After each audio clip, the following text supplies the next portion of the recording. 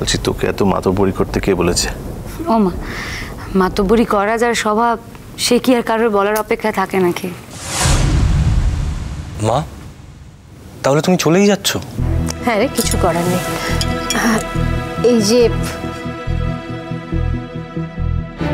একটু মিষ্টি মুখ করলাম। আচ্ছা, তুমি একটা কাজ করো, গাড়িটা নিয়ে যাও, তোমাকে পৌঁছে দিয়ে এবার ফিরে আসবে। কোনো দরকার নেই, এমন কিছু দূরের পথ না, আমি চলে যেতে পারবো। মানে আপনি কি এখন বাসে চড়ে যাবেন? হুমা, অসংখ্য লোক তো বাসে ট্রামে যায়, তারা বুঝি মানুষ নয়? আর আমি বাসে করে গেলে কি অসুবিধা আছে? আপনার সম্মানে লাগবে? মানে তিতলির শাশুড়ি, লোকে বলবে তিতলির শাশুড়ি বাসে করে। দেখেন, আমাদের গাড়িতে নিয়ে যান, গাড়ি ছেড়ে দিয়ে আসবে আপনাকে। আমার কাকুরও গাড়ি আছে, আমার স্বামীরও গাড়ি আছে, আমার ছেলেরও গাড়ি আছে। প্রয়োজন লাগলে নিতাম, প্রয়োজন নেই তাই নিচ্ছি না। আর আমার না খুব বাসে ট্রামে যেতে ভালো লাগে, কেন জানেন তো? অনেক মানুষ দেখা যায়।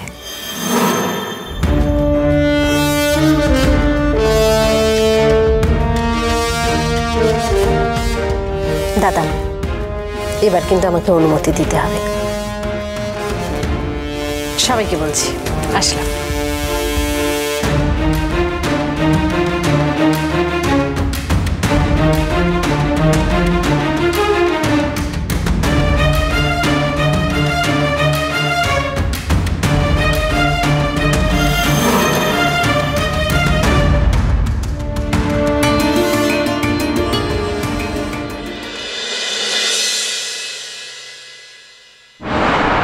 শোনো, আজ এই অসভ্যতাটা কেন করলে তুমি? কি বলছি, এই অসভ্যতাটা আজ কেন করলে তুমি? আমার সঙ্গে কথা বলতে হলে ভদ্রভাবে কথা বল, না হলে এখান থেকে যা। মা, ভদ্র ভাষা তো আর আসছে না, কারণ তুমি আজ যেটা করলে সেটা কিন্তু অন্যায় করলে। মা, তোমার এত কিসের এমার্জেন্সি? এত কি বড় কাজ করছো তুমি যে একটা দিন তুমি পরিবারের সঙ্গে একটা জায়গায় গিয়ে তাদের সঙ্গে ফিরতে পারবে না? মা, তুমি না বুঝতেই পারো না তোমার ছেলে মেয়েদের তুমি কিভাবে অপদস্থ করো, কিভাবে ছোট করো। অবশ্য চিরকাল তুমি তাই করে এসেছো। যখন তোমার যেটা খেয়াল হয়েছে তুমি তাই করেছো। ঠিক আছে,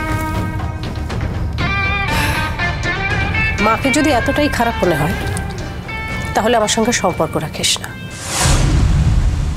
বাহ, কি কথা! সম্পর্ক রাখিস না? তাহলে সম্পর্ক রাখতে না চাইলেও তুমি তো এই বাড়িতেই থাকো। আমি আমার শ্বশুর বাড়িতে থাকি, আমি আমার স্বামীর বাড়িতে থাকি, তুই বল আর কি? আচ্ছা আচ্ছা, তুমি তোমার স্বামীর বাড়িতে থাকো, শ্বশুর বাড়িতে থাকো, তা সেই স্বামীকেই যে সবার সামনে অপমান করলে, অপদস্থ করলে, সেটা বুঝতে পারলেন না? হ্যাঁ, একটা বাড়িতে আমরা গেছি, সেখানে সম্বন্ধ হতে চলেছে, আমার ভাইয়ের সম্বন্ধ হতে চলেছে, কি ইমপ্রেশনটা তুমি তৈরি করলে বলো তো? ও, আমি অপমান করেছি, আর ওনারা যে আমাকে, বিশেষ করে ওই মহিলা যে আমাকে ওরকম বিচ্ছিরিভাবে অপমান করলো, সেটা তোরা কেউ দেখতে পেলি না। তোরা অন্ধ হয়ে গেছিস, চোখে ঠুলি পড়ে থাকিস। কিসের অপমান? কিসের অপমান বুঝতে পারছিস না? হ্যাঁ, ওই যে মহিলা, ষোড়শিনীর মা, উনি আমাকে যে কটা কথা বললেন সেগুলো খুব ঠিক বলেছেন। মা, তুমি তো কথাগুলো বলার সুযোগ করে দিয়েছো। তুমি যদি ওখানে একটা নর্মাল মানুষের মতন কথাবার্তা বলতে, তাহলে এই প্রশ্নগুলো উঠতো না। কিন্তু তুমি ওখানে কি করলে? তোমার হোটেলের ব্যাপারে কথা বলতে শুরু করে দিলে। তুমি এটাও বললে যে আমাদের বিয়ের দিন তুমি থাকতে পারবে না, কারণ তোমার হোটেলের একটা ইম্পর্টেন্ট কাজ আছে। মা, এই কথাগুলো বলে তুমি তো প্রমাণ করে দিলে যে তোমার ছেলের বিয়েটা তোমার কাছে প্রায়োরিটি নয়, কিন্তু ওনার মেয়ের বিয়েটা ওনার কাছে প্রায়োরিটি, আর তাই উনি এই কথাগুলো বলেছেন। তার মানে উনিই ঠিক, আর যত দোষ তোর মায়ের। মা, এটা দোষ গুণের ব্যাপার নয়। তুমি যেটা করেছো সেটা অন্যায় করেছো। মা, আমি তোমায় একটাই রিকোয়েস্ট করেছি যে আমার বিয়েটা সুস্থভাবে হতে দাও, আমার বিয়েটাতে তুমি পার্টিসিপেট করো, ইনভলভড হও। কিন্তু তুমি আমার সেই রিকোয়েস্টটুকুনিও রাখতে পারলে না। তোর বিয়েতে তুই আমাকে থাকতে বলেছিলি তোর স্বার্থে, সারা জীবন স্বার্থপরের মতো নিজেদের স্বার্থ দেখে এসেছিস, কোনোদিন মায়ের স্বার্থকে গুরুত্বই দিসনি। কি ব্যাপারটা কি? এখানে এত চেঁচামেচি কিসে? চেঁচামেচি কি আমি করেছি? তোমার ছেলেরা এসে চেঁচামেচি করছে, আমাকে শাসাচ্ছে, এমন একটা ভাব করছে যেন আমাকে মারবে। মা অযথা এক্সাজারেট করবে, কথা বানিয়ে বলাটা তোমার একটা স্বভাব হয়ে দাঁড়িয়েছে। কিসের বানিয়ে কথা বলেছি? কিসের বানিয়ে কথা বলছি? কি ভুল বলেছি? যা হাব ভাব করিস, যেভাবে হুমকি দিস, মারতে আসার মতোই, শুধুমাত্র গায়ে হাত তুললেই মার হয়? মা, তোমার কাজের প্রতিবাদ করতে গেলে চিরটা কাল তুমি এই নাটকটাই করে এসেছো। তোমার অন্যায় ধরিয়ে দিলেই তুমি এইভাবে ফুঁসে ওঠো চিরকাল। আশ্চর্য। এইসব ছেলেদের মানুষ করেছি, জীবনের বেশিরভাগ সময় ওদের দিয়েছি। ছি ছি ছি ছি ছি ছি ছি ছি ছি ছি। আজকে কিভাবে ব্যবহার করছে, আর আমি তো জানি তুমি ওদের সঙ্গেই তালে তাল মেলাবে। বাবা, তুমি সত্যি কথা বলো তো, মা যেটা আজ করেছে ঠিক করেছিল? দেখো, আমি তোমাকে বললাম যে তুমি গাড়িটা নিয়ে যাও, তোমার কাজ হয়ে গেলে গাড়িটা ফেরত দেবে। তুমি হঠাৎ ওখানে ট্রামের পাশে যাতায়াত করি কথাগুলো বলতে গেলে কেন? গাড়ি কি আমার?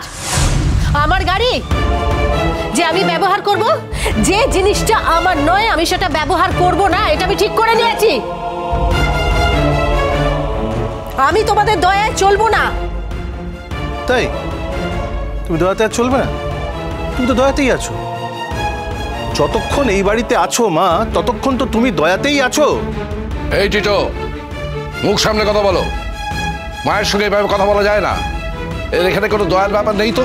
উনি ওনার নিজের অধিকারে এখানে আছেন। কার সঙ্গে এভাবে কথা বলছো তুমি? আর দয়া কাকে বলছিস তুই? হ্যাঁ, তুইও তো তোর বাবার দয়া এখানে পড়ে আছিস। তুই তো চাকরি করিস, তোর তো বিয়ে হয়ে গেছে, বাড়ি থেকে বেরিয়ে যা। বাবার দয়াতে তো আছিস এখানে। সত্যি মা, আমাদের বাড়িটাকে তুমি কোথায় নামিয়ে দিচ্ছ? দেখ, অবশ্য আমি জানি আমার বিয়ের সময় এই অশান্তিটাই হবে। মা, কিছুতেই আমার বিয়েটা সুস্থভাবে হতে দেবে। সেটাই যদি তোর মনে হয়, তোর বিয়ের সময় আমি কোথাও চলে যাব, কিছুদিন আমি এখানে থাকবো না, হবে? বাহ, তাহলে তো 16 কলা পূর্ণ হবে। সবাই যখন জিজ্ঞেস করবে কিরে তোর বিয়ে, তোর মা কই, মা কই, তুই বলবি আমার মা তো খুব রাগী, রাগ করে বাড়ি ছেড়ে চলে গেছে। তাও নয়, এই বিয়েতে থাকবে না বলে চলে গেছে, বিয়ের পর আবার আসবে। আচ্ছা, কি বিষয় নিয়ে এত চিৎকার চেঁচামেচি হচ্ছে আমি বুঝতে পারছি না, জানতে পারি কি? আরে বাবা, তুমি কি মনে করো না যে মা আজ ভুল করেছে? দেখো, তোমার মা যা করেছেন তাতে হয়তো আমার খারাপ লেগেছে, কিন্তু এটা ভুলে যেও না যে তোমার মা একজন অ্যাডাল্ট, তার নিজস্ব মতামত আছে, নিজস্ব স্বাধীনতা আছে। তিনি যা করেছেন সেটা উনি যেটা ঠিক মনে করেছেন সেটা করেছেন, কিন্তু এরকমও তো হতে পারে যে সত্যি দোকানে আসার দরকার ছিল। তোমাদের কি মনে হলো বলো তো, আমি শো অফ করেছি? মানে আমার প্রয়োজন ছিল না, তাও আমি চলে এসেছি।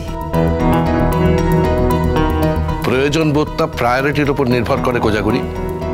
তোমার আজকের প্রায়োরিটি ছিল হচ্ছে ওর গার্জিয়ান হিসেবে যাওয়া এবং ওখানে থাকা। অবাক করে দিচ্ছ তো। ওখানে সৌরসেনীর মা আমাকে যা যা বলছিলেন, যেভাবে অপমান করছিলেন, সেগুলো তোমাদের অপমান বলে মনে হয়নি? মানে তোমারও মনে হয়নি? হ্যাঁ, হচ্ছিল। টিনটিনের ভাবি শাশুড়ি তোমাকে সম্মান দিয়ে কথা বলেনি, কিন্তু আমিও তো তার প্রতিবাদ করেছি।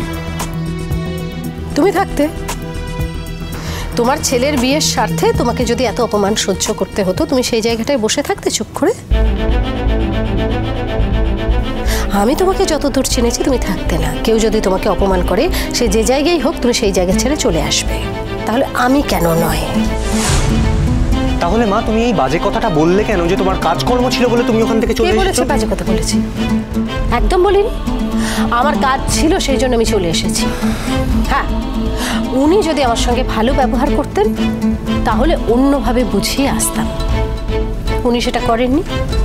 এই বয়সে আমার ওইটুকু স্বাধীনতা আছে যে নিজের সম্মান নিজে রক্ষা করতে পারি, সেই জন্য আমি চলে এসেছি। আমার কোনো দায় নেই। উনি আমাকে উদ্ধার করে দিচ্ছেন না। ওনার মেয়ের সঙ্গে আমার ছেলের বিয়ে হচ্ছে বলে আমি মাথা বিকিয়ে দেবো এরকমটা ভেবো না কিন্তু তুমি। উনি যে ব্যবহারটা করছিলেন সেটা ওখানে দাঁড়িয়ে সহ্য করা যাচ্ছিল না টিনটিন। আরেকটা কথা তোমাদের বলি, উনি যে এত অপমান আমাকে করলেন, তোমরা যদি আমাকে সত্যিই ভালোবাসতে না, তোমরাও আমার সঙ্গে উঠে চলে আসতে। তোমরা আমাকে ভালোবাসো না, তাই আসলে। বাহ, এটা তুমি ভালো কথা বলেছো। এবার বলো, সৌরসেনীর সঙ্গে বিয়েটাও আমি ভেঙে দিই? সেটাই বাকি আছে রে ভাই। তারপর মা রানাঘাট থেকে মায়ের মতনই কাউকে ধরে নিয়ে আসবে তোর জন্য। টিটো, কথা বলতে বলতে কোনো খেয়াল থাকছে না নাকি? তুমি মা সম্পর্কে কথা বলছো? মায়ের মতো মানে?